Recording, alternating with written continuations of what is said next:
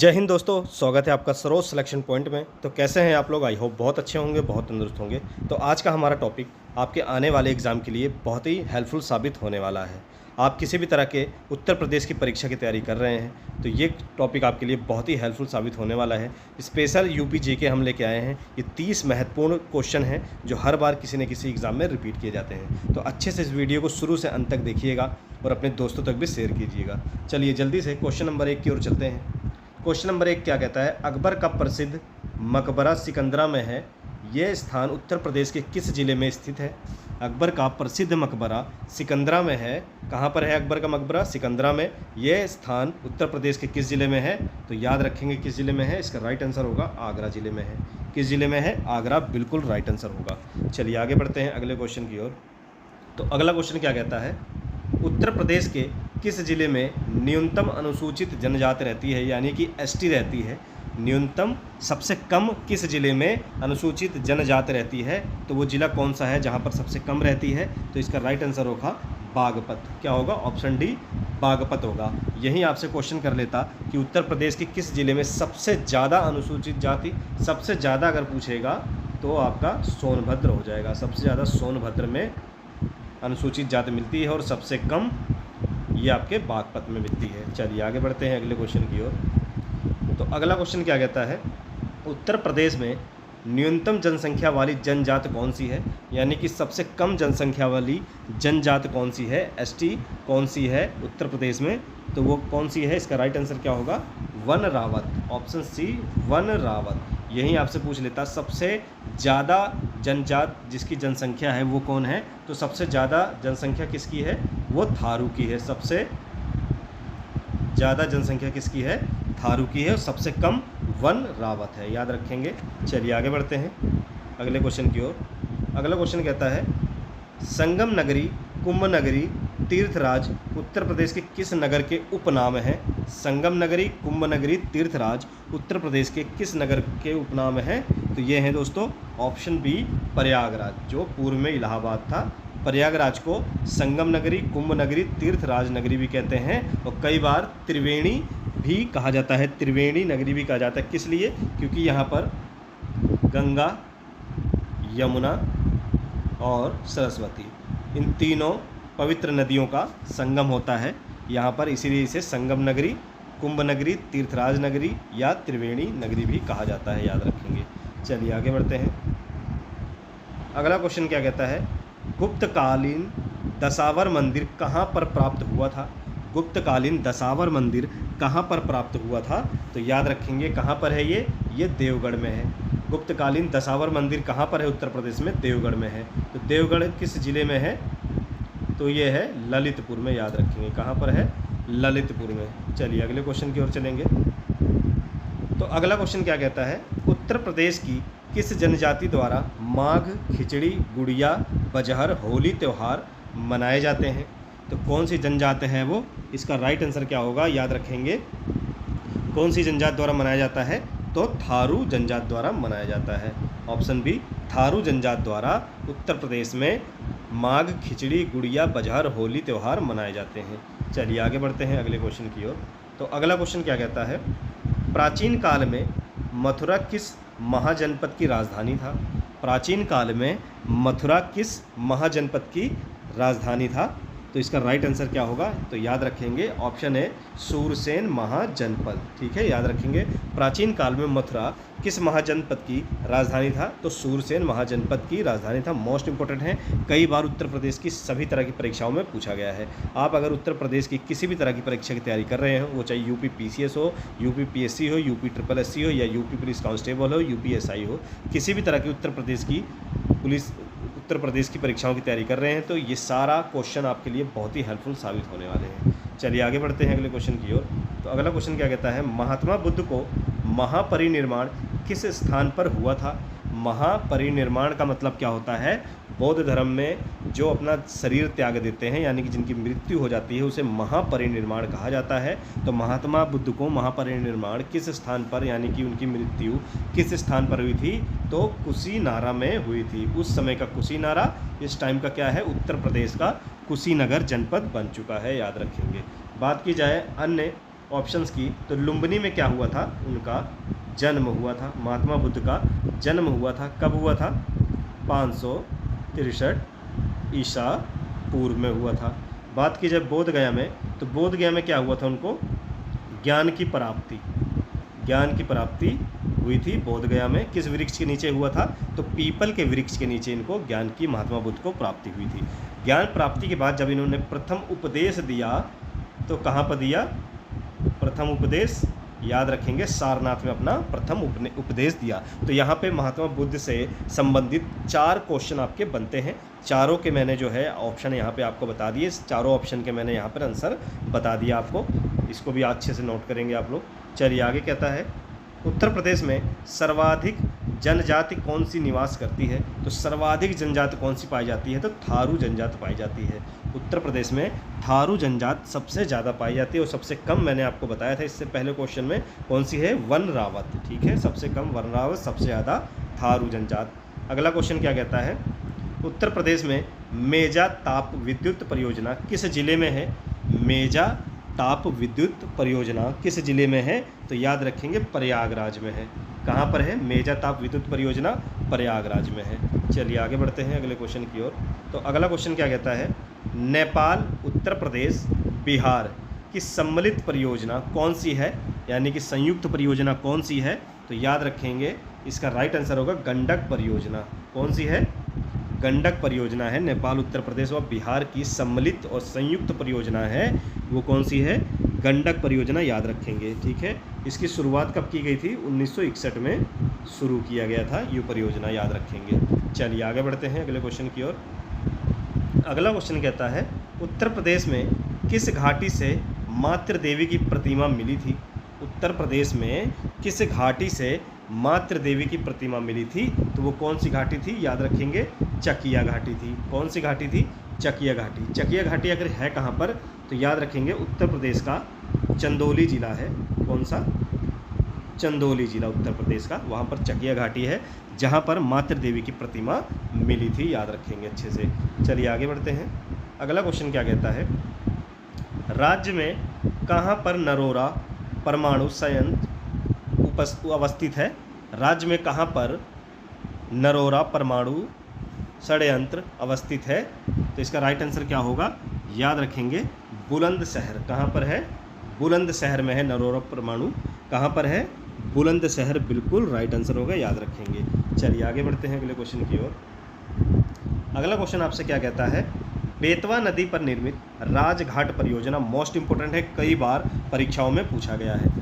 राजघाट परियोजना किन राज्यों की संयुक्त परियोजना है, इसका राइट आंसर क्या होगा, तो याद रखेंगे ये 2 महत्वपूर्ण राज्य हैं, उत्तर प्रदेश व मध्य प्रदेश। ठीक है, याद रखेंगे ये क्वेश्चन ऐसा है जो मध्य प्रदेश की भी सभी तरह की परीक्षाओं में और उत्तर प्रदेश की सभी तरह की परीक्षाओं में ये क्वेश्चन बिल्कुल पूछा गया है, मोस्ट इंपोर्टेंट, इसको आप लोग लगा लेंगे। तो राजघाट बांध परियोजना किन राज्यों की संयुक्त परियोजना है, तो ये उत्तर प्रदेश व मध्य प्रदेश की संयुक्त परियोजना है। चलिए आगे बढ़ते हैं। अगला क्वेश्चन क्या कहता है, उत्तर प्रदेश में गोविंद वल्लभ पंत सागर परियोजना कहाँ पर स्थित है, उत्तर प्रदेश में गोविंद वल्लभ पंत सागर परियोजना कहाँ पर स्थित है, मोस्ट इंपोर्टेंट क्वेश्चन है, कई बार एग्जामों में पूछा गया है। तो इसका राइट आंसर क्या होगा दोस्तों, याद रखेंगे, तो ये कहाँ पर है, पिपरी सोनभद्र। ठीक है, याद रखेंगे ऑप्शन बी, पिपरी सोनभद्र। तो गोविंद वल्लभ पंत सागर परियोजना जो है वो किस नदी पर बना हुआ है, तो याद रखेंगे रिहंद नदी। किस नदी पे, रिहंद नदी। रिहंद नदी जो है वो सोन नदी की सहायक नदी है, याद रखेंगे सोन नदी की सहायक नदी है रिहंद नदी, इसको भी आप लोग नोट डाउन करेंगे। चलिए आगे बढ़ते हैं दोस्तों। अगला क्वेश्चन अपना क्या कहता है, चलिए मोस्ट इंपोर्टेंट क्वेश्चन आ गया, उत्तर प्रदेश में उर्दू को द्वितीय भाषा कब घोषित किया गया। तो उत्तर प्रदेश की जो राज्य भाषा है आप लोगों को जैसा पता है वो हिंदी है, तो इसकी द्वितीय भाषा भी है। तो द्वितीय भाषा किसे घोषित किया गया है, तो वो किया गया है उर्दू को, याद रखेंगे। और कब किया गया था, तो ये किया गया था 1989 यानी कि 1989 ईस्वी में जो है उर्दू को उत्तर प्रदेश की द्वितीय राजभाषा घोषित किया गया है। पहली राजभाषा कौन सी है, तो वो हिंदी है। चलिए आगे बढ़ते हैं अगले क्वेश्चन की ओर। तो अगला क्वेश्चन क्या कहता है, निम्नलिखित में से कौन सा सही सुम्मिलित है। तो हमको यहाँ पे देखना है सही सुम्मिलित हमारा कौन सा ऑप्शन है यहाँ पे, तो सही कौन सा है? पहला तो हम देखेंगे आंवला ताप विद्युत परियोजना बरेली, बिल्कुल सही है। औरैया ताप विद्युत केंद्र औरैया, बिल्कुल औरैया में ही है। दादरी ताप विद्युत परियोजना गौतम बुद्ध नगर, बिल्कुल सही है। नोएडा और ग्रेटर नोएडा को मिलाकर गौतम बुद्ध नगर बना हुआ है, इसका नाम गौतम बुद्ध नगर इसे कहा जाता है। कहने का मतलब हमारा जो आंसर है उपरोक्त सभी, यानी कि जो सारे ऑप्शन दिए हैं ये सभी के सभी सही सुम्मिलित हैं, ठीक है, याद रखेंगे सही सुम्मिलित हैं। चलिए आगे बढ़ेंगे। ये सारे ऑप्शन मैंने इसलिए डाले हैं, सही ऑप्शन मैंने इसलिए डाले हैं ताकि एक ही क्वेश्चन में आपके 4 क्वेश्चन बन जाए यहाँ पर। तो तीनों ऑप्शन आपको मैंने बताया, तो तीनों के आपके अच्छे से ऑप्शन को, तीनों के आंसर आपको पता चल चुके होंगे। चलिए अगला क्वेश्चन कहता है कोयले पर आधारित अनपरा ताप विद्युत केंद्र कहाँ पर है? अनपरा ताप विद्युत केंद्र कहाँ पर है? तो याद रखेंगे सोनभद्र में है। कहाँ पर है? सोनभद्र में है, बिल्कुल राइट आंसर है इसका। चलिए आगे बढ़ते हैं। अगला क्वेश्चन क्या कहता है उत्तर प्रदेश में भगवान श्री राम की जन्मभूमि अयोध्या किस नदी के किनारे पर बसा हुआ है? तो अयोध्या किस नदी पर किनारे बसा हुआ है? तो ये है सरयू नदी, याद रखेंगे अयोध्या सरयू नदी के किनारे बसा हुआ है। चलिए आगे बढ़ते हैं अगले क्वेश्चन की ओर। अगला क्वेश्चन कहता है राज्य में यानी कि उत्तर प्रदेश में कर्मा नृत्य किस जनजाति द्वारा किया जाता है? तो कर्मा नृत्य किस जनजाति द्वारा किया जाता है? तो याद रखेंगे इसका राइट आंसर होगा खरवार। क्या होगा? खरवार जनजाति द्वारा कर्मा नृत्य किया जाता है उत्तर प्रदेश में, याद रखेंगे सभी लोग। चलिए अगला क्वेश्चन हमारा क्या कहता है? अगला क्वेश्चन कहता है चंद्रशेखर आज़ाद कृषि एवं प्रौद्योगिकी विश्वविद्यालय कहाँ पर है? तो उत्तर प्रदेश में चंद्रशेखर आज़ाद कृषि एवं प्रौद्योगिकी विश्वविद्यालय कहाँ पर है? इसका राइट आंसर क्या होगा? तो याद रखेंगे कानपुर में है, मोस्ट इंपॉर्टेंट है, कानपुर में है। और इसकी स्थापना कब की गई थी? 1975 में इसकी स्थापना की गई थी, याद रखेंगे। चंद्रशेखर आज़ाद कृषि एवं प्रौद्योगिकी विश्वविद्यालय कहाँ पर है? कानपुर, अच्छे से नोट डाउन करेंगे सभी लोग। चलिए अगला क्वेश्चन हमारा क्या कहता है उत्तर प्रदेश का कौन सा जिला कालीन उद्योग के लिए प्रसिद्ध है? मोस्ट इंपोर्टेंट क्वेश्चन है, कई बार एग्जामों में पूछा गया है। उत्तर प्रदेश की पुलिस परीक्षा में ये क्वेश्चन पूछा गया है, तो इसको अच्छे से नोट डाउन करेंगे आप लोग। तो अगला क्वेश्चन क्या कहता है उत्तर प्रदेश का, इसका राइट आंसर क्या होगा? तो भदोही में, याद रखेंगे उत्तर प्रदेश का कौन सा जिला कालीन उद्योग के लिए प्रसिद्ध है? तो भदोही इसका राइट आंसर होगा। चलिए अगला क्वेश्चन क्या कहता है? अगला क्वेश्चन कहता है आंवले का सर्वाधिक उत्पादन करने वाला जिला कौन सा है? उत्तर प्रदेश में आंवले का सर्वाधिक उत्पादन करने वाला जिला कौन सा है? तो याद रखेंगे प्रतापगढ़ जिला है जो कि आंवले का सर्वाधिक उत्पादन करता है उत्तर प्रदेश में। चलिए आगे बढ़ते हैं अगले क्वेश्चन की ओर। अगला क्वेश्चन क्या कहता है क्षेत्रफल की दृष्टि से उत्तर प्रदेश का सबसे बड़ा जिला कौन सा है? क्षेत्रफल की दृष्टि से उत्तर प्रदेश का सबसे बड़ा जिला कौन सा है? तो याद रखेंगे क्षेत्रफल की दृष्टि से लखीमपुर खीरी जो है वो उत्तर प्रदेश का सबसे बड़ा जिला है। तो यहाँ पे क्षेत्रफल की दृष्टि से पूछ रहा है, तो क्षेत्रफल की दृष्टि से लखीमपुर सबसे बड़ा है। और यहीं पे आपसे अगर क्वेश्चन पूछेगा कि क्षेत्रफल की दृष्टि से सबसे छोटा जिला कौन सा है, जनपद कौन सा है, तो कौन सा है दोस्तों? हापुड़ है, याद रखेंगे हापुड़ क्षेत्रफल की दृष्टि से सबसे छोटा है। यहीं पे क्वेश्चन कई बार आपसे बनता है कि अभी तो हमने क्षेत्रफल की दृष्टि से पढ़ा, यहीं आपसे अगर पूछ ले जनसंख्या की दृष्टि से सबसे बड़ा जनपद कौन सा है उत्तर प्रदेश का, तो याद रखेंगे प्रयागराज। सबसे बड़ा प्रयागराज जनसंख्या की दृष्टि से, किसकी? जनसंख्या की दृष्टि से कौन सा है? प्रयागराज। और यहीं आपसे पूछ ले कि जनसंख्या की दृष्टि से सबसे छोटा, तो सबसे छोटा कौन सा होगा जनसंख्या की दृष्टि से? तो सबसे छोटा होगा महोबा, ठीक है, याद रखेंगे महोबा। तो चारों आप ऑप्शन यहाँ पे आपके कंप्लीट करा दिए गए हैं। चलिए आगे बढ़ते हैं अगले क्वेश्चन की ओर। तो अगला क्वेश्चन क्या कहता है खेल के सामान के लिए उत्तर प्रदेश का प्रसिद्ध जिला कौन सा है? खेल के सामान के लिए उत्तर प्रदेश का प्रसिद्ध जिला कौन सा है? तो याद रखेंगे मेरठ ऐसा जिला है जो खेल के सामान के लिए प्रसिद्ध है, ठीक है, याद रखेंगे। चलिए आगे बढ़ते हैं।